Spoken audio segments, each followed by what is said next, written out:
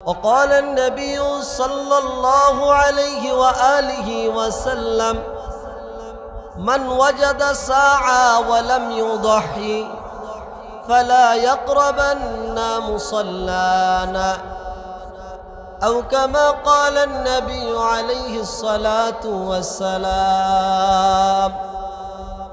إن الله وملائكته يصلون على النبي يا أيها الذين آمنوا صلوا عليه وسلموا تسليما اللهم صل على محمد وعلى آل محمد زبان كله محبة الشنگ اللهم بارك على محمد وعلى آل محمد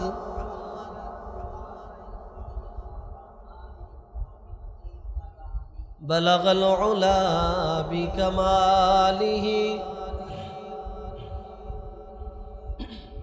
حسنت جميع خصاله আলহামদুলিল্লাহ শুকরিয়া আদায় করছি মহান আল্লাহ জাল্লা শানুহুর দরবারে আলিশানে যে আল্লাহ পাক রব্বুল আলামিন আপনাকে আমাকে জিলহজ মাসের প্রথম জুমায় শারীরিক সুস্থতা দান করে হায়াতকে দীর্ঘায়িত করে দিনের বুঝ দান করে জুমার 2 রাকাত ফরজ নামাজ আদায়ের লক্ষ্যে এলাকার এত মানুষের মধ্য থেকে আগে ভাগে আসবার তৌফিক যে রব দান করলেন সে মাহবুদকে সন্তুষ্ট করার জন্য ভক্তি ভরে সমস্বরে আওয়াজ করে মাহবুদের শিখানো বলিতে কালিমাত শুকর পাঠ করছি সকলে পড়ি আলহামদুলিল্লাহ আর একবার বলি আলহামদুলিল্লাহ প্রিয় মুসল্লান একরাম বান্দা যত শুকরিয়া আদায় করবে আল্লাহ তাআলা বান্দার উপরে তত বেশি খুশি হবেন এই জন্য সর্ব অবস্থাতে উম্মতের জন্য সর্ব অবস্থাতে বান্দার জন্য শিক্ষা তারা কি আদায় করবে আল্লাহ তাআলার শুকরিয়া আদায় করবে আমরা যে কুরবানি করি কুরবানির ইতিহাস সম্পর্কে আজকে আমরা আলোচনা করব আমরা জানবো কুরবানি আসছে কোথা থেকে আপনারা বলেন তো কুরবানি কোথা থেকে আসছে যে একজন ইব্রাহিম আলাইহিস সালাম এটা আমাদের ভুল ধারণা কুরবানি আসছে আব্বাজান আদম নবীনা আলাইহিস সালামের জামানা থেকে বলেন সুবহানাল্লাহ আব্বাজান আদম নবীনা আলাইহিস সালামের জামানায় তখন দেখুন এই পৃথিবীতে সন্তান উৎপাদন সন্তান যদি হতে হয় তাহলে আমাদের যেটা পদ্ধতি সেটা হচ্ছে বিবাহের মাধ্যমে সন্তান হয় ঠিক কিনা বলেন যদিও বাংলাদেশ সহ বিভিন্ন পৃথিবীর বিভিন্ন অঞ্চলে এখন বিবাহ ছাড়াও বাচ্চা হয় কিন্তু এটা মূল পন্থা না এটা হচ্ছে অবৈধ পন্থা বৈধ পন্থার নাম বিবাহ বৈধ পন্থার নাম বিবাহ তো আল্লাহ পাক রব্বুল আলামিন আব্বাজান আদম নবীনা আলাইহিস সালামকে বানিয়ে ফেললেন আম্মাজান হাওয়াকে বানালেন এরপরে আল্লাহ তাআলা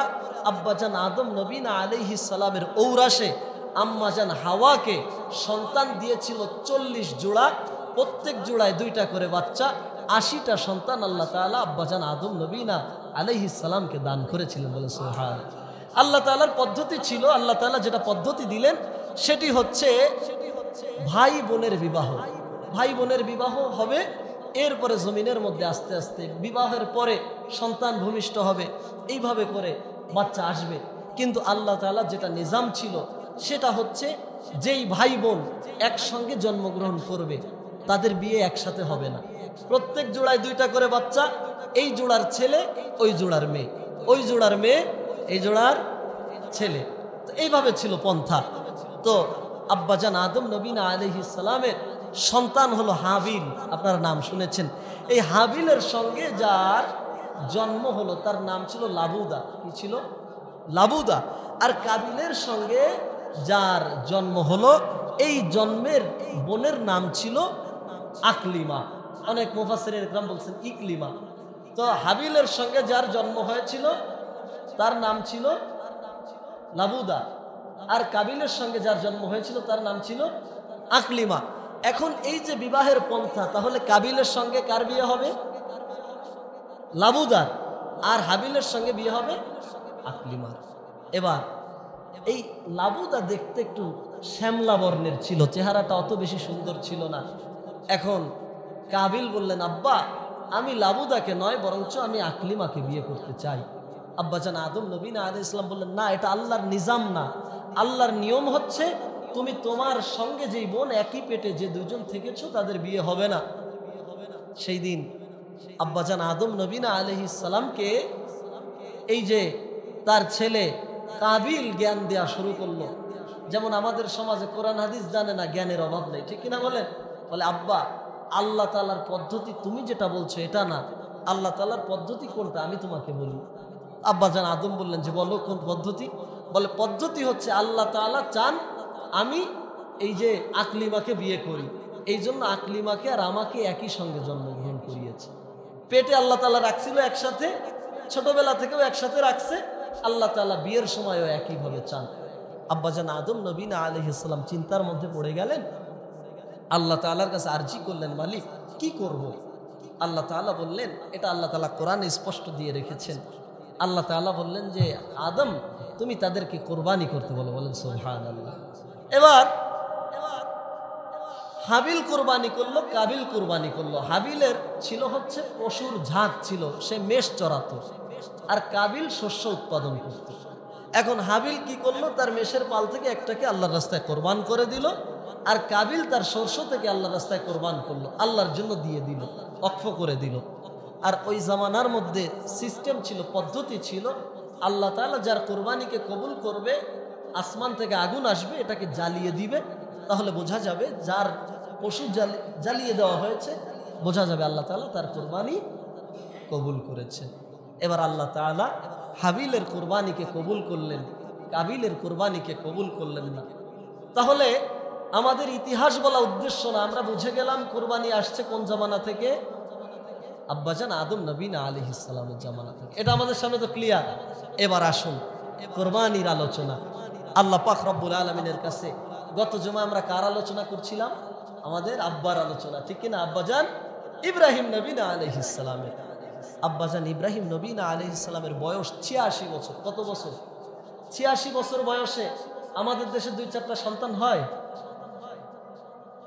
86 বছর বয়সের বৃদ্ধের সন্তান হয়? হওয়া সম্ভব না। তবে দিতে পারেন কে? আল্লাহ তাআলা। বয়স 86, সন্তান হয় না। আল্লাহর কাছে তিনি চাইলেন, রব্বি হাবলি মিনাস সলিহিন। বলেন না সুবহানাল্লাহ। এখানে আব্বাজান ইব্রাহিম আলাইহিস সালাম শিখালেন একটা পন্থা, জমিনের মধ্যে তোমরা যদি সন্তান চাও তাহলে এই সন্তান তুমি চাইবা আল্লাহর কাছে, কোনো মাজারের কাছে না, কোনো বাবার কাছে না। কথা বলেন ঠিক কিনা? আল্লাহ পাক রব্বুল আলামিনের কাছে আমাদের আব্বাজান ইব্রাহিম নবী আলাইহিস সালাম দোয়া করলেন, রব্বি হাবলি মিনাস সলিহিন। ও আল্লাহ, আমাকে একটা নেক কর্মপরায়ণ, আমাকে একটা সন্তান আপনি দান করে দেন, যে সন্তানটা হবে সলেহ, নেককার। কি সন্তান? নেককার। ইব্রাহিম আলাইহিস সালাম কার কাছে চাইলেন? আর আমাদের সন্তান না হলে আমরা যে তাবিজ বান্দি বট গাছে আছে, শিরিকের আলোচনা হয়েছিল না? তা এই যে গাছে তাবিজ বাঁধা শিরিক কিনা? সন্তান চাই বট গাছের কাছে, সন্তান চাই মাজারে গিয়ে, ঠিক কিনা? মাজারের পানি গিয়ে নিয়াত করে খেয়ে ফেলে, আল্লাহ আমার জন্য একটা সন্তান হয়। বলে নাকি বলে না? মাজারের পানির কোনো ক্ষমতা আছে? আব্বাজান ইব্রাহিম নবী আলাইহিস সালাম বলেন, ও আমার সন্তানেরা, সন্তান চাইবা কার কাছে? তোমাদের যা কিছু প্রয়োজন সব চাইবা কার কাছে? আল্লাহর কাছে তিনি চাইলেন, রব্বি হাবলি মিনাস সলিহিন। আয় আল্লাহ, আমাকে আপনি একটা সলেহ ধৈর্যশীল সন্তান দান করে, সলেহ নেককার সন্তান দান করে। আল্লাহ তাআলা বলে, ইব্রাহিম তুমি আমার বন্ধু, তুমি আমার খলিল, ও বন্ধু তোমাকে আমি নৈরাশ করব না।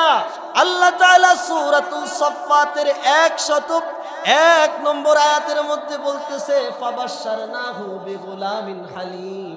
আল্লাহ তাআলা ইব্রাহিম নবীনা আলাইহিস সালামকে বলতেছেন, ফাবাশশারনা, তাকে আমি সুসংবাদ দিলাম, বিগুলামিন হালিম, একটা নেককার ও ভদ্র সন্তানে, ভদ্র সবরওয়ালা সন্তান। আল্লাহ তাআলা বলছে আমি তাকে একজন সবের, যেই সন্তানটা সবর করতে পারে এমন একটা সন্তান দান করলাম। এখন 86 বছর বয়সে যদি কোনো মানুষের সন্তান হয়, দেখেন আমাদের সমাজে অনেক মানুষ আছে বিয়ের 10 বছরের মধ্যে সন্তান হয় না, আছে না? 10 বছর পরে যদি একটা সন্তান হয়, এই সন্তানের মায়া বেশি নাকি কম? সন্তানের জন্য সব করতে পারে, ঠিক কিনা বলেন? আব্বাজান ইব্রাহিম আলাইহিস সালাম সন্তান পাইলেন কত বছর বয়সে? মোহাব্বত বেশি নাকি কম? বেশি।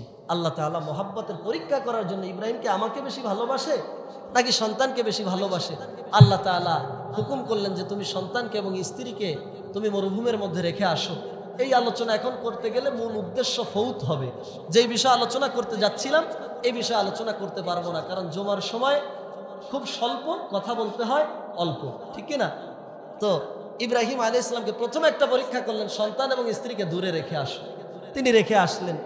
এরপরে আল্লাহ তাআলা আবার ইব্রাহিম আলাইহিস সালামকে স্বপ্নের মধ্যে দেখাচ্ছেন, তুমি তোমার সব থেকে প্রিয় বস্তু, সব থেকে পছন্দের জিনিস আমার রাস্তায় কুরবানি করো। সুবহানাল্লাহ বলবেন না? এখন ইব্রাহিম আলাইহিস সালাম বুঝে ফেললেন আল্লাহ তাআলার সব থেকে প্রিয় হচ্ছে, আমার কাছে জমিনের মধ্যে সব থেকে প্রিয় আমার সন্তান। আল্লাহ তাআলা আমার সন্তানকে কুরবানি করতে বলছে। হযরত ইব্রাহিম নবীনা আলাইহিস সালাম ফালাম্মা বালাগা মাহুস সায়া ফালাম্মা বালাগা মা বালিগ, সন্তানটা যখন বালেগ হলেন, কেউ বলতেছে সন্তানের বয়স 9 বছর, কেউ বলতেছে 12 বছর, কেউ বলে 14 বছর। আল্লাহ তাআলা বলতেছেন বালাগা মা বালেগ হলেন, পিতার সঙ্গে যখন চলাফেরা করা শিখলেন। আল্লাহ তাআলা ইব্রাহিম নবী আলাইহিস সালামকে স্বপ্নের মধ্যে দেখালেন। দেখানোর পর ইব্রাহিম আলাইহিস সালাম কেমন পরীক্ষা দিলেন, এটাকে আল্লাহ তাআলা কোরআনের মধ্যে ইব্রাহিম নবী এবং ইসমাইল আলাইহিস সালামের আলোচনা দিয়ে দিয়েছে। ইব্রাহিম আলাইহিস সালাম এবং ইসমাইল যে কথাগুলো বলেছিলেন এটা আল্লাহ তাআলা কোরআনের মধ্যে নোট করে দিচ্ছেন। আল্লাহ তাআলা নিজ জবান থেকে এই কথাটা আবার বলেছেন, বলেন না সুবহানাল্লাহ। ফালাম্মা বালাগা মাহুস সায়া ক্বালা ইয়া বুনাইয়া ইন্নী আরা ফিল মানাম আন্নী আযবাহুক। হযরত ইব্রাহিম নবী আলাইহিস সালাম সন্তান ইসমাইলকে বলে, ও আমার সন্তান, আমি একটা স্বপ্নে দেখছি, তোমার সঙ্গে পরামর্শ করতে চাই। ইব্রাহিম নবীকে ইসমাইল আলাইহিস সালাম বলে, পিতা কি পরামর্শ বলেন? বলে, আমি স্বপ্নের মধ্যে দেখছি তোমাকে কুরবানি করা। বলেন সুবহানাল্লাহ। আমি স্বপ্নের মধ্যে আদিষ্ট হয়েছি, আমার রব আমাকে আদেশ করেছেন তোমাকে কুরবানি করার জন্য। আল্লাহ তাআলা বলে, ইব্রাহিম রে, তোকে আমি বিগলামিন হালিম একটা ধৈর্যশীল সন্তান দিয়ে দিলাম। এই ধৈর্যশীল সন্তানের ধৈর্য কেমন ছিল, আর আমাদের সমাজের সন্তানদের ধৈর্যের অবস্থা কেমন? দেখেন, কোন পিতার ক্যান্সার, ডাক্তার বলতেছেন আর বাঁচবে না, অথবা 2টি কিডনি ড্যামেজ, বারবার ডায়ালিসিস করতে হয়। এখন ঘটনা চক্রে কোন একজন কবিরাজ বললেন, আপনার এই যে কিডনি 2টা নষ্ট হয়ে গিয়েছে, 2টা কিডনির জন্য 2টা হাত প্রয়োজন। এই 2টা হাত যদি দেন, এই 2টা হাত দিয়ে আমি একটা ঔষধ তৈরি করে দিব, দিলে আপনার কিডনি 2টা ভালো হয়ে যাবে। তো হাত গোড়া থেকে লাগবে না, কবজি থেকে হলে ভালো হয়। এখন এবার আপনি কবিরাজের কাছে শুনলেন, কার হাত? বলে, আপনার ছেলের হাত। এবার আপনি ছেলেকে গিয়ে বললেন যে, প্রিয় সন্তান, কবিরাজ বলছে যে যদি 2টা হাত দিয়ে দেওয়া যায় কেটে, তাহলে আমার রোগ সেরে যাবে। এখন কি করা যায়, তুমি কি হাত 2টা দিবা? সন্তান বলবে, আব্বা জান, এতদিন জানতাম আপনি সিগারেট খান, কিন্তু আজকে বুঝতে পারলাম শুধু সিগারেট না, মাঝে মাঝে বাবাও খান, মাও খান, বিভিন্ন নেশা করেন। কোন সুস্থ মস্তিষ্ক সম্পন্ন পিতা কখনো সন্তানের হাত চাইতে পারে? সন্তান বলতো, আব্বা, আপনি তো জীবনে অনেকদিন বাঁচছেন, আর এত বাঁচার দরকার নেই। আল্লাহ তাআলা হায়াত যে কয়দিন লিখে রাখছে ওই কয়দিনই বাঁচবেন, হাত নেওয়ার দরকার নেই, ঠিক কিনা? অনেক সন্তান বাবারে বলতো, আপনি কি নেশা করা শুরু করছেন, মাথা নষ্ট হয়েছে, বাঁচবেন না বেশি দিন, বুঝতে পারছি, কিন্তু আপনার যে ব্রেনের সমস্যা এটা আমি বুঝতে পারিনি। আব্বা জান ইব্রাহিম তিনি হাত চাইলেন না, তিনি সন্তানকে বললেন, ক্বালা ইয়া বুনাইয়া, হে আমার সন্তান, ইন্নী আরা ফিল মানাম, আমি স্বপ্নে তোমাকে কুরবানি করার বিধান দেখেছি। এবার বলো, তোমার পরামর্শ কি, তোমার সিদ্ধান্ত কি? বলো, আমি তো তোমাকে কুরবানি করার বিধান দেখেছি, এখন এটা আমাকে করতেই হবে, বলো, তোমার সঙ্গে পরামর্শ করতেছি, তুমি বলো কি করা যায়। আব্বাজান ইব্রাহিম আলাইহিস সালাম এখানে আরেকটা জিনিস শেখালেন, জমিনের মধ্যে যেটা আল্লাহর ফয়সালা, এই ফয়সালা তো ইব্রাহিম আলাইহিস সালাম বাস্তবায়ন করবেনই, এর মধ্যে কোনো ভুল নাই, তিনি বাস্তবায়ন করবেন। তারপরেও সন্তানের সঙ্গে পরামর্শ করে তার সন্তানদেরকে শিখিয়ে দিলেন, এই উম্মতে মুহাম্মাদিরা, জমিনের মধ্যে যেই কাজ করবি ওই কাজটা পরামর্শ অনুযায়ী করবি, পরিবারের সবাইকে নিয়ে মাশওয়ারা করবি, এর মধ্যে বরকত দিয়ে দিবেন কে? তাহলে আমরা যে কাজগুলো করব কিভাবে করব? পরামর্শ, নিজের বুদ্ধিতে কোনো কাজ না করা উত্তম। এটা পয়গম্বরের সুন্নাত, আল্লাহর রাসূলও পরামর্শ করতেন সাহাবাদেরকে। এজন্য আমরা কোনো কাজ করতে গেলে ইব্রাহিম আলাইহিস সালামের এই যে আলোচনা, সূরা সফফাতের 100 নম্বর আয়াত থেকে তেলাওয়াত করছি, আলোচনা করছি। তো এই আয়াতের আল্লাহ তাআলা এই সূরার মধ্যে একটা শিক্ষা আমাদের দিলেন এই আলোচনাটুকুর মধ্যে, সেটা হচ্ছে আমরা কোনো কিছু চাইবো কার কাছে? আলোচনায় এক। দ্বিতীয়ত আব্বাজান ইব্রাহিম এখানে বোঝাতে চাইলেন যে তোমাদের যে কাজটা করবা কি মাফিক করবা? পরামর্শ মাফিক করবা। আব্বাজান ইব্রাহিম নবীনা আলাইহিস সালাম বললেন, ও আমার সন্তান, বলো তোমার পরামর্শ কি? জমিনের সন্তানেরা হলে কি বলতো? বলতো আব্বা মাথা মুথা খারাপ আছে, ওদিক সরো, ঠিক না? মাথা ফাটায় বলবানি, তুমি বাপ, এটা কিন্তু আমি ভুলে যাবো, বলতো কি না? বলে না। আপনার কয়জন আছেন বলেন তো, গিয়ে সন্তানকে কুরবানি দিতে চাবেন, সে ছুরি নিয়ে হাজির হবে, কয়জন আছেন? একজন হাত দেখাতে পারবেন? আছে কেউ? তাহলে ইব্রাহিম আলাইহিস সালাম সন্তানকে কুরবানি দিতে চাইলেন, জিনিসটা আপনার আমার সন্তান হলে কি কুরবানি হওয়ার জন্য প্রস্তুত থাকতেন? সন্তান বললেন ক্বালা, সন্তান বললেন ইয়া বাতি ফাল মা তুমার, আল্লাহু আকবার। আরেকটু জোরে বলেন আল্লাহু আকবার। ইব্রাহিম আলাইহিস সালামকে নবী ইসমাইল বলেন ক্বালা, তিনি বলেন ইয়া আবাতি ফাল মা তুমার, হে পিতা, আপনাকে যেটা স্বপ্নে আদিষ্ট করা হয়েছে, আদেশ দেওয়া হয়েছে, এইটা আপনি বাস্তবায়ন করুন। বাস্তবায়ন করতে গিয়ে আমার অবস্থাটা কেমন থাকবে? সাতাজিদুনি ইনশাআল্লাহ, সাতাজিদুনি ইনশাআল্লাহু মিনাস সাবিরিন। ও পিতা, যেটা আপনাকে স্বপ্নে দেখানো হয়েছে, এটাকে আপনি বাস্তবায়ন করতে গিয়ে আমাকে ইনশাআল্লাহু মিনাস সাবিরিন, ধৈর্যশীলদের অন্তর্ভুক্ত আপনি পেয়ে যাবেন। আপনি যখন আমাকে কুরবানি করবেন, আপনি আমাকে ধৈর্যশীলদের অন্তর্ভুক্ত পেয়ে যাবেন। আপনি আমাকে যে কুরবানি দিবেন, এটার মধ্যে কোনো ঝামেলা হবে না, আমি কোনো ঝামেলা করব না। আব্বা, আপনি যেভাবে আমাকে কুরবানি করবেন, যেহেতু আমার রবের হুকুম, আমি ওইভাবে কুরবানি হব। বলেন না সুবহানাল্লাহ। এখানে ঐতিহাসিক বিদগণ লিখেছেন, রাওয়ায়াতের মধ্যে আসছে, পাওয়া যায় যে ইব্রাহিম আলাইহিস সালামের ৮৬ বছর পরে যে সন্তান হলো, এই সন্তানটা ৯ বছর, ১২ বছর, ১৪ বছরে উপনীত হলো। ইব্রাহিম আলাইহিস সালাম একদম বার্ধক্যের শেষ, মানে বার্ধক্য যেটা আমাদের সমাজে দেখা যায়, ৭০ বছর হলে, ৮০ বছর হলে তিনি মুরব্বী হয়ে যান। আমাদের আব্বাজান ২১৫ বছর বেঁচে ছিলেন। কত বছর? ২১৫ বছর। তো ইব্রাহিম আলাইহিস সালামের বয়স প্রায় ১০০-এর কাছাকাছি, তখন গিয়ে কোরবানির বিধানটা হলো। তিনি সন্তানের উপরে মায়া।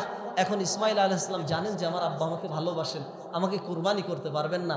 রেওয়ায়েতের মধ্যে পাওয়া যায় তিনি ইব্রাহিম আলাইহিস সালামকে হযরত ইসমাইল বলেন, আব্বা, আপনি যখন আমাকে কুরবানি করবেন, আমি তো আপনার ছেলে, আপনি আমার বাপ, আপনি আমার দিকে তাকিয়ে কুরবানি করতে পারবেন না।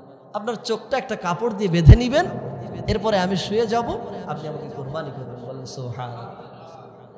আব্বাজান ইব্রাহিম নবী আলাইহিস সালাম আল্লাহ তাআলার অর্ডার পালনের জন্য হযরত ইসমাইল নবী আলাইহিস সালামকে নিয়ে রওনা করলেন। রওনা করে ইসমাইল নবীকে শুইয়ে দিলেন। আব্বাজান বললেন, একটু কাত হয়ে শো। কাত হয়ে কেন শুবে? কারণ সন্তান যখন পিতার চোখের দিক তাকাবে, সন্তান যখন পিতার চোখের দিক তাকাবে, তখন কুরবানি দেওয়া। যদিও এটা ইব্রাহিম আলাইহিস সালামের জন্য সম্ভব, আল্লাহ পাক রব্বুল আলামিনের কাছে ফেরেশতারা প্রশ্ন করলো, ও রব্বুল আলামিন, আদম সফিউল্লাহ, মুসা কালিমুল্লাহ, মুহাম্মদ রাসূলুল্লাহ, ঠিক না? এবার ইব্রাহিম কেন খলিলুল্লাহ হলো, কেন আপনার বন্ধু হলো, জানতে মনে চায়। কারা প্রশ্ন করতেছে? ফেরেশতারা। বুঝতেছেন না কারা? ফেরেশতারা আল্লাহ আদমকে সফিউল্লাহ বানিয়েছেন, মুসাকে কালিমুল্লাহ, ঈসাকে রূহুল্লাহ, এবার মুহাম্মাদুর রাসূলুল্লাহ। আপনি একটু বলেন না ইব্রাহিমকে কেন খলিলুল্লাহ, খলিল শব্দের অর্থ বন্ধু, কেন তাকে বন্ধু বানালেন? সে তো মানুষ, সে তো মাখলুক, আর আপনি তো খালিক, কেন বন্ধু বানালেন? আল্লাহ তাআলা বলে পরীক্ষা করতে চাও? নাম, হ্যাঁ পরীক্ষা করতে চাই। তখন আল্লাহ তাআলা ফেরেশতাদেরকে বললেন তোমরা এক কাজ করো, তোমরা গিয়ে ইব্রাহিমের কাছে পরীক্ষা নাও। ফেরেশতা চলে গেলেন হযরত ইব্রাহিম নবী আলাইহিস সালামের কাছে পরীক্ষা নিতে। গিয়ে দেখতেছেন আব্বাজান ইব্রাহিম বসে আছেন, জীর্ণ শীর্ণ পোশাক, অত ভালো দামি পোশাক না, যদিও আমাদের দেশে কেউ যদি মেম্বার হয়, চেয়ারম্যান হয়, ইতিপূর্বে সাইকেল চালাতো। আমি একজন মন্ত্রী সাহেবের অবস্থা দেখেছি, তিনি যখন নির্বাচনের ক্যানভাস করতে গিয়েছে তখন তিনি একজনের মোটর সাইকেলে উঠে গেছে, পরে তিনি যখন এমপি হলেন, তারপরে যখন তিনি মন্ত্রী হলেন, এরপরে তার বাড়ি গাড়ির কোনো অভাব নাই, ভাটা করেছে, এটা করেছে, ওটা করেছে, সম্পদের অভাব হয় না। আব্বাজান ইব্রাহিম নবী আলাইহিস সালাম তিনি ছিলেন আল্লাহর বন্ধু, তার অত চাকচিক্য ছিল না। আব্বাজান ইব্রাহিম নবী আলাইহিস সালাম বসে বসে আল্লাহ তাআলা জিকির করছে। কি করতেছে? আল্লাহ তাআলা জিকির করতেছে। ফেরেশতা মানুষের সূরাত ধরে গিয়ে ইব্রাহিম নবী আলাইহিস সালামের মধ্যে আল্লাহ তাআলার প্রেম দেখে, জিকির দেখে ফেরেশতা শুকরিয়া আদায় করলেন, বললেন আলহামদুলিল্লাহ। কি বললেন? আলহামদুলিল্লাহ। ফেরেশতা বললেন সুবহানাল্লাহ। এরপরে তার এই সুবহানাল্লাহ আলহামদুলিল্লাহ বলা দেখে ইব্রাহিম আলাইহিস সালাম বললেন তুমি কার নাম বললা? বলে আমি আল্লাহর নাম বলছি। বলে আরেকবার বলো না ভাই, আগন্তুককে কি আব্বাজান চেনেন না? বলে আরেকবার বলো না ভাই। বলে আরেকবার বলবো। বললে তুমি কি দিবা? বলে ওই যে আমার উটের পালটা দেখতেছো, ওর মধ্য থেকে একবার তুমি আল্লাহর নাম নিবা, একটা উট তোমাকে দিয়ে দিবা। আব্বাজান ইব্রাহিম নবী আলাইহিস সালামের সামনে ফেরেশতা আল্লাহ পাকের জালালিয়াতের শুকরিয়া আদায় করলেন। করার পর আব্বাজান বলেন আমার পালের একটা উট তোমাকে দিয়ে দিলাম। ব্যক্তি বলতেছেন তোমার মনটা তো অনেক ভালো। বলে ভাই তুমি আরেকবার বলো, তাহলে আরেকটা দিও। বললেন না সুবহানাল্লাহ। আবার বললেন আব্বাজান ইব্রাহিম আবার আরেকটা দিয়ে দিলেন। এমন করার পর ইব্রাহিম নবী আলাইহিস সালাম বলেন তুমি আরেকবার বলো, আরেকটা দিব। এমন করে আরেকবার বলতে বলতে বলতে বলতে ইব্রাহিম নবী আলাইহিস সালামের পালের সমস্ত জন্তু ওই ব্যক্তির নামে দিয়ে দেওয়া হয়ে গেল। এবার ইব্রাহিম আলাইহিস সালাম বলেন তুমি আরেকবার আমার রবের নাম বলো, আরেকবার আমার রবের প্রশংসা করো। ইব্রাহিম নবীকে পরীক্ষা করার জন্য ফেরেশতা বলতেছে যা ছিল সব দিয়ে দিলা, এবার যদি আমি শুকরিয়া আদায় করি কি দিবা? বলে ভাই তোমার মুখে আল্লাহর নাম শুনতে এত ভালো লাগতেছে, আমি যেই উটের পালটা তোমাকে দিয়ে দিয়েছি, এই উট তুমি একা দেখতে পারবা না, এই উটগুলি মেষগুলি দেখার জন্য, এগুলি পরিচালনা করার জন্য একজন রাখালের প্রয়োজন। যদি তুমি আরেকবার আমার রবের নাম বলো, এই মুহূর্ত থেকে আমি তোমার গোলাম হয়ে যাব, এই মুহূর্ত থেকে আমি তোমার এই পালের রাখাল হয়ে যাব। কেন তিনি বন্ধু হলেন? কেন খলিল হলেন? অত সহজ, অত সহজ খলিল হওয়া এত সহজ। ইব্রাহিম নবী আলাইহিস সালাম আল্লাহ তাআলা যেই পরীক্ষা করেছেন, ওই পরীক্ষায় আমার আব্বাজান 100-র মধ্যে 100 নাম্বার পেয়েছেন, 99 পেয়ে পাশ করার ব্যক্তি আমাদের আব্বাজান। আর আপনি আমি তার সন্তান, 33 মার্ক তাও পাই না, সেটা নিয়েও টানাটানি। ঠিক কিনা বলেন? এটা কি জমিনের পরীক্ষার মার্ক? এটা কি ওই লেখা পরীক্ষার মার্ক? আল্লাহ তাআলা যত পরীক্ষা নিলেন। তো ইব্রাহিম আলাইহিস সালাম কিভাবে আল্লাহ তাআলার বন্ধু হলেন? আল্লাহ তাআলাকে প্রচন্ড ভালোবাসতেন, আল্লাহ তাআলা যা বলতেন তিনি তাই শুনতেন, এমনকি আল্লাহ তাআলার নাম শোনার জন্য তার সব তিনি বিলীন করে দিলেন। এরপরেও তিনি আল্লাহকে কি আল্লাহর নাম শোনার জন্য ব্যাকুল হয়ে থাকেন। আব্বাজান ইব্রাহিম আলাইহিস সালাম হযরত ইসমাঈল নবী আলাইহিস সালামকে কুরবানি করার জন্য নিয়ে গেলেন। এবার ইসমাঈল আলাইহিস সালামকে কাত করে শোয় দিলেন, শুয়ে দিয়ে চোখটা বেঁধে যখন ছুরি চালান, ছুরি চলে না। বলেন সুবহানাল্লাহ। আল্লাহ তাআলার সঙ্গে যার সম্পর্ক হয়, জমিনের সব কিছু তার গোলাম হয়ে যায়। মাল্লাহুল মাওলা ফালাহুল কুল। আপনারা দেখেছেন একজন আল্লাহর বান্দা হজ করার জন্য যাবেন, আবেদ মনে হয় ব্যক্তিটার নাম। এই আল্লাহর বান্দা মুখের মধ্যে দাড়ি নাই, শরীরের মধ্যে শুধু একটা জুব্বা পরা আল্লাহর বান্দা হজ করার জন্য ইমিগ্রেশন দিয়ে যখন প্রবেশ করলেন, বিমানবন্দরের তার কাগজের মধ্যে ত্রুটি পেয়ে গেল, বলে একটু হোল্ড করতে হবে, এখন যাওয়া যাবে না। ইতিমধ্যে আল্লাহ তাআলার হুকুম হলো, বিমানটা ছেড়ে দিয়ে চলে গেল। এই বান্দাকে নিয়ে গেল না। এই বান্দাকে সবাই বলে যাও তুমি বাড়িতে চলে যাও। বলে না, আমি বাড়ি থেকে বিদায় নিয়ে হজ করার জন্য আমার রবের উদ্দেশ্যে রওনা করেছি, আমি হজ না করে বাড়িতে ফিরবো না। ইমানের অবস্থা এমন। এটা কত সালে? ইব্রাহিম আলাইহিস সালামের জামানায়, এই 25 সালে, এই বছর 2-3 দিন আগের ঘটনা। এবার তিনি কি করলেন? এয়ারপোর্টে অপেক্ষা করতেছেন, সবাই বলতেছে বিমান ছেড়ে দিয়েছে, আপনি বাড়িতে চলে যান। তার মনের মধ্যে আল্লাহ তাআলার প্রেম আছে, সে বলে আমি বাড়িতে যাব না, হজ করার জন্য আসছি, হজ করবো। বলেন সুবহানাল্লাহ। এবার বিমান ছেড়ে চলে গিয়েছে, ওই ব্যক্তিকে বাড়ি যেতে বলছে, তিনি যাচ্ছেন না। কিছু সময়ের পরে বিমান আবার এয়ারপোর্টে জানালো যে আমি যান্ত্রিক ত্রুটি, পাইলটরা জানালো যান্ত্রিক ত্রুটির কারণে আমি যেতে পারছি না, আমাকে আবার ফিরতে হবে। এরপরে ফিরলেন, বিমানের যারা ছিল দ্রুত গতিতে বিমানটাকে ঠিক করে দিলেন, ওইভাবেই গেট লাগানো। তখনও পাইলট মনে করলেন এই ব্যক্তিকে আমি নিব না, কারণ যখন আপনি কি বলা হয়, আপনার আমার কাছে একজন রোগীর দাম অনেক বেশি। আপনার আমার মা আব্বা যদি অসুস্থ হয়ে যায়, এটার দাম অনেক বেশি। ক্লিনিকে যাবেন, এমন রোগী, ক্লিনিকওয়ালারা, হাসপাতালওয়ালারা এমন রোগী অগণিত বেডে গড়াগড়ি করছে, তাদের কোনো কিছু যায়ও না আসেও না। কথা বলেন ঠিক কিনা? কারণ যারা যেটা করতে অভ্যস্ত, আপনি আমি গোরস্থানে গেলে হাত পা কাঁপতে থাকে, কিন্তু যারা কবরস্থানে কবর খোঁচে তাদের কোনো সমস্যা হয় না, ঠিক কিনা? তো বলতেছে যে না, এই ব্যক্তিকে নিব না। বিমান ফিরে আসলো, কাজ করে আবার চলে গেল। এরপরে আবার কিছুক্ষণ পরে, তখন আল্লাহর বান্দা যায় না, বলে যে না আমি যাবই।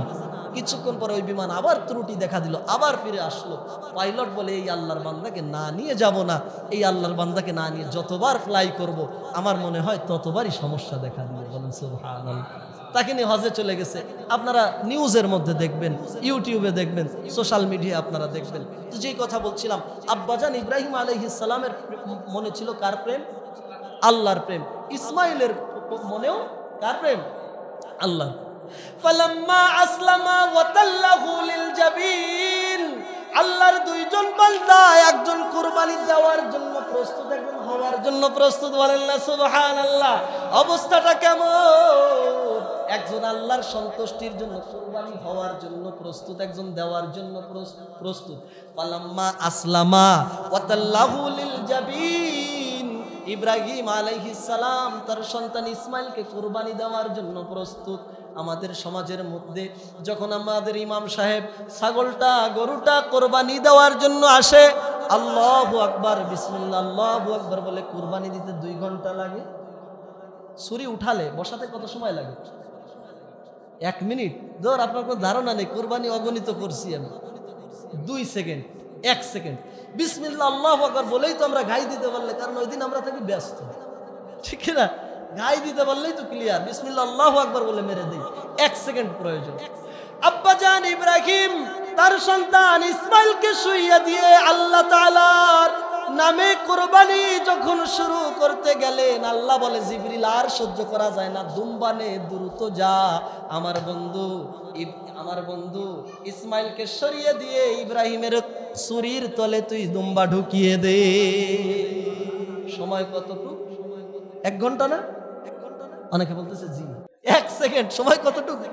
হযরত জিবরিল আমিন বলেন, পৃথিবীর মধ্যে 4টা জায়গায় আমার সব থেকে বেশি কষ্ট হয়েছিল।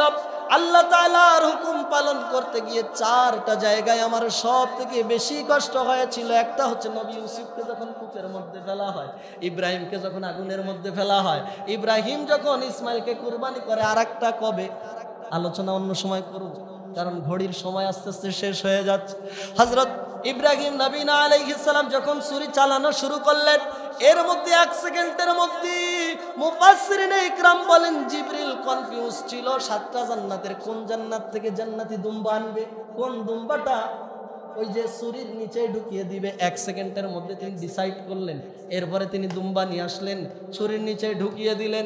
ইব্রাহিম নবীনা আলাইহিস সালাম ছুরি চালিয়ে দিলেন। চালিয়ে দিয়ে তিনি চোখ খুলে দেখে আমার ইসমাইল পাশে বসে আছেন, দুম্বা কুরবানি হয়ে গিয়েছে। রব্বুল আলামিন বলতেছে ওয়ানাদাইনাহু ইয়া ইব্রাহিম, আমি তখন ইব্রাহিমকে বললাম, হে ইব্রাহিম কদ সাদ্দাকতার রুইয়া, তুমি যে স্বপ্ন দেখেছো, ইন্নাকা যালিকা নাজজিল মুহসিনিন, স্বপ্নটা বাস্তব হয়েছে।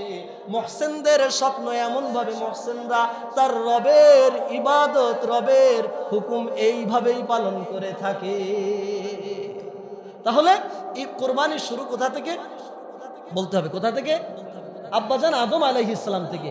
এরপরে আজকে সূরাতুস সফফাতের যে আলোচনা করলাম, এর মধ্যে থেকে কয়টা শিক্ষা শিখলাম? কতটুকু? কয়টা? একটা হচ্ছে আমরা পরামর্শ করব, 2 নম্বর আল্লাহর কাছে চাইব, 3 নম্বর শিক্ষা সর্ব অবস্থাতে সবর করব। ঠিক কিনা? দেখতেছি এটার মধ্যে খারাপই আছে, আল্লাহ তাআলা মুহূর্তের মধ্যে ঘুরিয়ে ভালো করে দিতে পারবেন কিনা? পারবেন। প্রিয় হাজিরিন, এবার আসুন এই যে কোরবানির আলোচনা, আলহামদুলিল্লাহ আমরা জানতে পারলাম, ইতিপূর্বে অগণিতবার এই আলোচনা শুনেছি। এবার আসেন, আমি কয়েকটা বিষয় নোট করেছি, এই বিষয়গুলি আপনাদের সামনে বলা অতীব জরুরি। বলতে গেলে যদি 1-2 মিনিট সময় বেশি লাগে সমস্যা হবে? সমস্যা হবে? আসুন আজকে আমরা জানবো কুরবানি এই বিষয়টা কি, কুরবানি যে আমরা করি এটা কি। আল্লাহর হাবিব সাল্লাল্লাহু আলাইহি ওয়াসাল্লাম সাহাবা আকরাম জিজ্ঞাসা করলেন, মা হাযিহিল আদাহি ইয়া রাসূলুল্লাহ, ও আল্লাহর পয়গম্বর আপনি একটু বলেন কুরবানি কি? রাসূল বলে, ক্বালা সুন্নাত আবিকুম ইব্রাহিম, রাসূল ক্বালা তিনি বলেন সুন্নাত আবিকুম ইব্রাহিম, এটা হচ্ছে আব্বাজান ইব্রাহিম নবীনা আলাইহিস সালামের সুন্নাত। বলেন সুবহানাল্লাহ। ফতোয়া আহনাফ, হানাফি মাযহাবের ইমামেরা বলেন কুরবানি করা ওয়াজিব। কুরবানি করা, তাহলে আমরা জানলাম কুরবানি করা ওয়াজিব, কুরবানি করা ওয়াজিব, আবার জেনেছি কুরবানি করা সুন্নাহ। ঠিক কিনা? এরপরে আসেন কুরবানি দিবে কারা? কুরবানি দিবে নেশাব পরিমাণ মালের মালিক, সুস্থ মস্তিষ্কের বালেগ ব্যক্তিরা। সুস্থ মস্তিষ্কের বালেগ ব্যক্তি যিনি নেশাব পরিমাণ মালিক। এখন এখানে 2টা কথা থাকে, কোনো নাবালেগ যদি নেশাব পরিমাণ সম্পদের মালিক হয় তার জন্য কুরবানি না, কোনো পাগল ব্যক্তি মাথায় সমস্যা তিনি যদি নেশাব পরিমাণ সম্পদের মালিক হন কুরবানি তার জন্য না। এখন কুরবানি এটা নেশাবটা কতটুকু? জাকাতের নেশাব যতটুকু কুরবানির নেশাবও অতটুকু। জাকাতের নেশাব হচ্ছে কোনো ব্যক্তির কাছে 52.5 ভরি রূপা, 7.5 ভরি স্বর্ণ, অথবা 52.5 ভরি রূপা সমপরিমাণ টাকা, অথবা টাকা নাই, কিছু রূপা কিছু সোনা কিছু টাকা মিলিয়ে 52.5 ভরি রূপার যেই দাম আছে এই পরিমাণ টাকা যদি কোনো ব্যক্তির কাছে থাকে তার উপরে কোরবানি করা ওয়াজিব। বলেন কোরবানি করা ওয়াজিব। এখন এখানে একটা বিষয় আছে, অনেকে রমজানের মাসলা ধরেন, রমাদানের কোন মাসালা? রমাদানে আমরা যে জাকাতটা দিয়ে থাকি, জাকাতটা কিন্তু রোজার মাসের জন্য না, সব সময়ের জন্য। আপনার যখনই 1 বছর পূর্ণ হবে আপনি দিয়ে দিবেন। জাকাতের নেশাব 1 বছর। ভালো করে বোঝেন, গত বছর যেই তারিখে আমার কাছে টাকা ছিল এই বছরও ওই তারিখে যদি আমার কাছে ওই পরিমাণ নেশাব পরিমাণ টাকা থাকে জাকাত দিতে হবে। কুরবানির ক্ষেত্রে কয় বছর? কয় বছর? 3 দিন। কয় দিন? 3 দিন। 10 তারিখ জিলহজের 10, 11, 12 এই 3 দিনের মধ্যে কোনো ব্যক্তি যদি নেশাব পরিমাণ মালের মালিক হয়ে যায়, মনে করেন ঈদের দিন আপনার কাছে টাকা ছিল না, ঈদের পরের দিন একজনের কাছে আপনি পাইতেন 1 লাখ, সে দিয়ে গেছে, আপনার উপরে কুরবানি 11 তারিখের মাসালা গেল। যদি 12 তারিখ দিয়ে যায় কুরবানি ওয়াজিব। 1 বছর হওয়া শর্ত, এখানে শর্ত কয় দিন? 3 দিন। জরুরি নাকি কম দামি? কথাটা জরুরি। এবার আসেন 3 নম্বর, কুরবানি দিলে লাভ কি হয়? কুরবানি দিলে লাভ কি হয়? রাসূলুল্লাহ সাল্লাল্লাহু আলাইহি ওয়াসাল্লাম সাহাবাদেরকে বলেন, তোমরা যে কুরবানি করবা, কুরবানির পশুর পশম সম পরিমাণ নেকি আল্লাহ তাআলা তোমার আমলনামায় লিখে দিবেন। তাহলে কেউ যদি গরু কুরবানি দেয়, তাহলে গরু কুরবানি দিলে কতগুলি পশম থাকে গোনা সম্ভব? গোনা সম্ভব? ওই পরিমাণ নেকি আল্লাহ তাআলা দিয়ে দেন। এই জন্য আমরা চেষ্টা করব যখন কুরবানি দিব আমাদের পশুর পশম যেন বেশি হয়। ঠিক আছে? এরপরে আসুন কুরবানি কি কি পশু দ্বারা দেওয়া যায়। অনেক মহিলারা মনে করেন এটা আছে সমাজে কুপ্রচলন, আমরা ছোটবেলায় এদের মধ্যে যখন ছিলাম দেখেছি, গ্রামে নানি দাদিরা তারা একটা মোরগ পেলে বড় বানায় রাখছে, 3 কেজি 4 কেজি ওজন, বলে কোরবানির দিন তো আমাদের কোরবানি দেওয়ার সামর্থ্য নেই, ওই দিন মোরগটা কোরবানি দিবানি। আছে গ্রামাঞ্চলে, আছে আছে অনেক জায়গায়। দেখেন কোরবানি দিবেন আপনি হচ্ছে গরু, ছাগল, উট, এরপরে ভেড়া, দুম্বা, এই 5টি দিয়ে। বলবেন হুজুর ওই যে মহিষ দিয়ে কি কোরবানি দেওয়া যাবে না? মহিষ দিয়েও কোরবানি দেওয়া যাবে। যেই পশুগুলি দিয়ে কোরবানি দেওয়া যায় এগুলো হচ্ছে বাহিমাতুল আনআম। এই বাহিমাতুল আনআমের মধ্যে গরু আছে।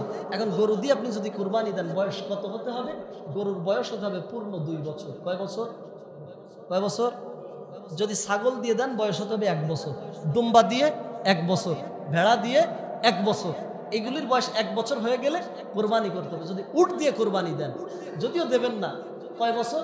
5 বছর। কয় বছর? উটের ক্ষেত্রে, গরুর ক্ষেত্রে, ছাগল, দুম্বা, ভেড়ার ক্ষেত্রে 1 বছর। এখন এখানে কথা আছে, অনেকের দুম্বা অথবা ভেড়া অথবা ছাগল বাড়িতে পালন করলো কোরবানি দেওয়ার জন্য, এটার বয়স 9 মাস অথবা 11 মাস, 11.5 মাস, কোরবানি চলে আসছে কিন্তু বয়স 12 মাস পরেনি। এটা দেখতে যদি 1 বছরের মতো হয়, দেখতে যদি 1 বছর, অনেক আছে বয়স কম দেখতে অনেক উঁচু লম্বা, যদি এরকম হয় তো 7, 8, 9 মাস 10 মাসেরটা যদি 1 বছরের মতো দেখতে হয়, এটা দিয়ে কোরবানি করা যাবে, কোরবানি হয়ে যাবে।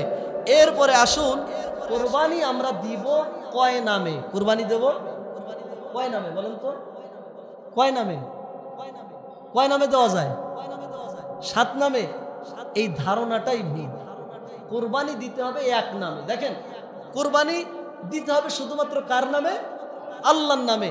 অনেকে বলে ইমাম সাহেব, যেহেতু আমরা এটা ফেস করেছি, কোরবানি দিতে গেলে হুজুর আব্দুর রহিম, আব্দুল সাত্তার, আব্দুল মালেক, আমার খালা রহিমা বেগম, হুজুর এই শুনবেন হাতে পোষ দেবেন, ঠিক কিনা বলেন? এগুলি না, কোরবানি হবে কার নামে? আল্লাহর নামে, 7 জনের পক্ষ থেকে। কয়জনের পক্ষ থেকে? 7 জনের পক্ষ থেকে কোরবানি হবে আল্লাহর নামে। এরপরে আসেন আরেকটা বিষয়, এটা না বললে না, অনেকের মৃত মা বাবা কবরে আছেন, মৃত ব্যক্তির নামে কোরবানি দেওয়া যাবে কিনা? যাবে? যাবে। মৃত ব্যক্তির নামে তার রুহের মাগফিরাতের জন্য, যদি কোনো সন্তান, যদি তার পিতা মাতার রুহের মাগফিরাতের জন্য এই গোশত তিনিও খেলেন, মানুষকেও দান করলেন, যদি পিতা মাতার সবরে সানির জন্য কোরবানি করে, এটা জায়েজ আছে, এটা জায়েজ আছে। আর আরেকটা জিনিস আছেন, আমরা বলেছিলাম যে কোরবানি করলে লাভ কি, তাই না? লাভ কি? এবার কোরবানি না করলে ক্ষতি কি, এটা কি বলেছি? এটা বলিনি। আল্লাহ পাক রব্বুল আলামিনের হাবিব সাল্লাল্লাহু আলাইহি ওয়াসাল্লাম বলেন, এটা হাদিসের মধ্যে আসছে, আল্লাহ পাক রব্বুল আলামিনের হাবিব বলেন, মান ওয়াজাদা সাআ ওয়া লাম ইউদাহি, কোন ব্যক্তির যদি কুরবানি করার সামর্থ্য থাকে, ওয়া লাম ইউদাহি, যদি সে কুরবানি না করে, ফালা ইয়াকরাবান্না মুসাল্লানা, সে যেন আমাদের ঈদগাহে না আসে। তুমি কুরবানি করবে না, বাড়ি ঘুমো, তোমার ঈদ পড়ার দরকার নেই। কি শাস্তি হবে এটা আল্লাহ তাআলা ভালো জানেন, এবং আমরাও জানি। আজকে ব্যাখ্যা করার সময় নেই। প্রিয় মুসল্লিন একরাম, তাহলে কুরবানি করলে পশম সম পরিমাণ নেকি হয়, না করলে আল্লাহ রসুল বলছে তুমি যেন ঈদগাহে না আসো, এটা রসুলের ধামকি, এটাই আমাদের জন্য বড় শাস্তি, ঠিক কিনা বলেন? এবার আসেন, আমাদের আর একটা আমল করার আছে, সেটা হচ্ছে জিলহজ মাসের 9 তারিখ। জিলহজ মাসের 9 তারিখ, জিলহজের অনেক আমল আছে, প্রতিদিন রোজা রাখলে ফজিলত আছে। জিলহজ মাসের 9 তারিখ যদি কোনো ব্যক্তি রোজা রাখে, আরাফার দিন, আল্লাহর হাবিব সাল্লাল্লাহু আলাইহি ওয়াসাল্লাম বলেন, আমি আল্লাহর কাছে আশা করি যে ব্যক্তি জিলহজের 9 তারিখ রোজা রাখে, আল্লাহ তাআলা তার পূর্বের 1 বছরের, পরবর্তী 1 বছরের গুনাহ মাফ করে দিবেন। তাহলে জিলহজের 9 তারিখ রোজা রাখবো তো ইনশাআল্লাহ। আর একটা আমল আমাদের সম্মিলিত আছে, সেটা হচ্ছে জিলহজ মাসের 9 তারিখ। জিলহজ মাসের কয় তারিখ? জিলহজ মাসের 9 তারিখ বাদ ফজর থেকে, 9 তারিখ বাদ ফজর থেকে ইমাম সাহেব যখন সালাম ফিরাবে, আমরা একটা তাকবীর বলবো, তাকবীরে তাশরিক। এই যেই 3 দিন তাকবীরে তাশরিক বলা হয়, এটাকে বলা হয় আইয়ামে তাশরিক। মোট 23 ওয়াক্ত আমরা এই তাকবীরে তাশরিক বলবো। আল্লাহু আকবার, আল্লাহু আকবার, বলেন সবাই, আল্লাহু আকবার, আল্লাহু আকবার, লা ইলাহা ইল্লাল্লাহু ওয়াল্লাহু আকবার, আল্লাহু আকবার ওয়ালিল্লাহিল হামদ। এটা আমরা কয়দিন বলবো? 23 তারিখ, আমরা এটা বলবো 23 ওয়াক্ত। জিলহজ মাসের 9 তারিখ থেকে আমরা এটা 23 ওয়াক্ত এই দোয়াটা পড়বো। আল্লাহ জাল্লা শানহু আমাদের সকলকে আমল করার তৌফিক দান করুক। আর আমাদের একটা সমস্যা আছে, যেহেতু এখনই শেষ করে দিব, আমাদের আর একটা সমস্যা আছে, আমরা যারা গরু কিনতে যাই, দেখেন আমাদের উপরে নামাজ হচ্ছে ফরজ আর কোরবানি করা ওয়াজিব। এমন অনেক মানুষ আছে, যেহেতু আমার বাড়ি ফুলবাড়ি গেট, বাসার সামনেই বালির মাঠে গরুর হাট হয়েছে কয়েক বছর, আপনারা জানেন। আমি অনেক মুসল্লিদেরকে দেখছি, হাজী সাহেব গরু কিনতে আসছে নামাজ পড়েন না, ঠিক কিনা? আচ্ছা, কয়টা ওয়াজিব এক করলে একটা ফরজ হয়? খবরদার, গরু কিনতে গিয়ে গায়ে গোবর লাগছে, চেনা লাগছে, এটা বলে আপনি নামাজ নষ্ট করবেন না। গরু কিনতে গিয়ে কোনোভাবেই যেন নামাজ নষ্ট না হয়। ওয়াজিব তো আদায় করবেন, ফরজটা আপনার আগে। আল্লাহ পাক রব্বুল আলামিন আমাদের সকলকে দিন জেনে দিন মেনে ইব্রাহিম নবী আলাইহিস সালাম যে অন্তর নিয়ে কোরবানি করেছিলেন, এই অন্তর নিয়ে কোরবানি করার তৌফিক দান করুক। সকলে বলি আমিন।